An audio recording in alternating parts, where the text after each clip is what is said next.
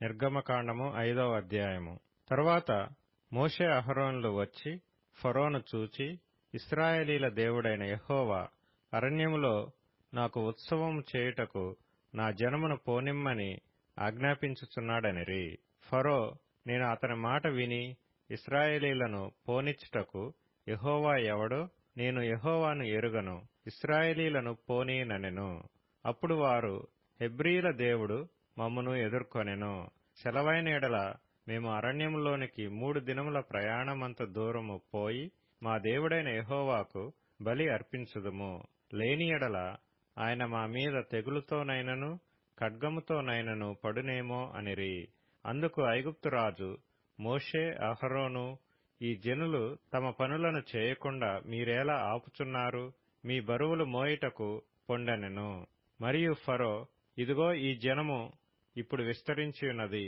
వారు తమ బరువులను విడిచి తీరికగా నుండునట్లు మీరు చేయుచున్నారని వారితో అనెను. ఆ దినమున ఫరో ప్రజలపైనున్న కార్యనియామకులకును వారి నాయకులకును ఇట్లు ఆజ్ఞాపించెను, ఇటుకలు చేయుటకు మీరు ఇక మీదట ఈ జనులకు గడ్డి ఇయ్యకూడదు. వారు వెళ్లి తామే గడ్డి కూర్చుకొనవలెను. అయినను వారు ఇదివరకు చేసిన ఇటుకల లెక్కనే వారి మీద మోపవలెను. దానిలో ఏమాత్రమును తక్కువ చేయవద్దు. వారు సోమరులు గనుక మేము వెళ్లి మా దేవునికి బలి నర్పించుటకు సెలవిమ్మని మొరపెట్టుచున్నారు. ఆ మనుష్యుల చేత ఎక్కువ పని చేయింపవలెను. దానిలో వారు కష్టపడవలెను. అబద్ధపు మాటలను వారు లక్ష్య పెట్టకూడదనెను. కాబట్టి ప్రజలు కార్యనియామకులను వారి నాయకులను పోయి ప్రజలను చూచి, నేను మీకు గడ్డి ఇయ్యను, మీరు వెళ్లి మీకు గడ్డి ఎక్కడ దొరుకునో అక్కడ మీరే సంపాదించుకొనుడి. అయితే మీ పనిలో నేమాత్రమును తక్కువ చేయబడదని ఫరో సెలవిచ్చెననిరి. అప్పుడు ప్రజలు గడ్డికి మారుగా కొయ్యకాలు కూర్చుటకు ఐగుప్తు దేశమందంతటను చెదరిపోయిరి. మరియు కార్యనియామకులు వారిని త్వరపెట్టి గడ్డి ఉన్నప్పటి వలనే ఏనాటి పని ఆనాడే ముగించుడనిరి. ఫరో కార్యనియామకులు తాము ఇశ్రాయేలీలలో వారి మీద ఉంచిన నాయకులను కొట్టి, ఎప్పటివలే మీ లెక్క చొప్పున ఇటుకలను నిన్న నేడు మీరు ఏలా చేయించలేదని అడుగగా, ఇశ్రాయేలీల నాయకులు ఫరో యొద్దకు వచ్చి, తమ దాసుల ఎడల తమరెందుకిట్లు జరిగించుచున్నారు? తమ దాసులకు గడ్డినియ్యరు, అయితే ఇటుకలు చేయుడని మాతో చెప్పుచున్నారు. చిత్తగించుము, వారు తమరి దాసులను కొట్టుచున్నారు. అయితే తప్పిదము తమరి ప్రజలందే ఉన్నదని మొరపెట్టిరి.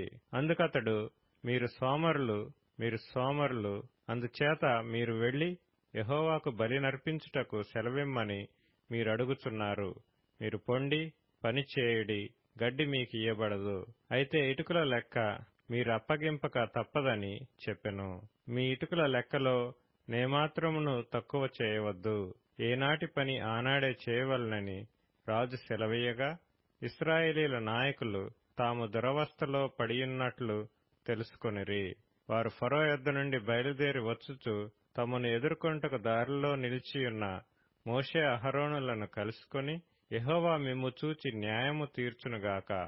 ఫరో ఎదుటను అతని దాసుల ఎదుటను మమ్మును అసహ్యులనుగా చేసి మమ్ము చంపుటకై వారి చేతికి ఖడ్గమిచ్చితురని వారితో అనగా, మోషే యెహోవా యొద్దకు తిరిగి వెళ్లి, ప్రభువా, నీవేళ ఈ ప్రజలకు కీడు చేసితివి?